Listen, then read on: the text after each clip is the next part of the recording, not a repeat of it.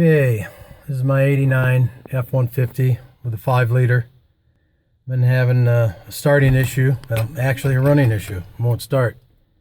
This is what it's doing. See if you can help me figure it out.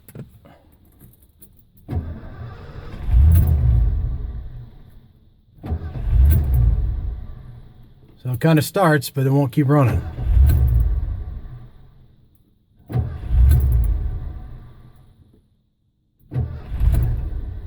Now when I put my foot in the gas a little bit, it runs a little bit more. And I can hold the key on and it kind of runs. But that's it, won't stay running. Any help here? Anybody know? Thanks.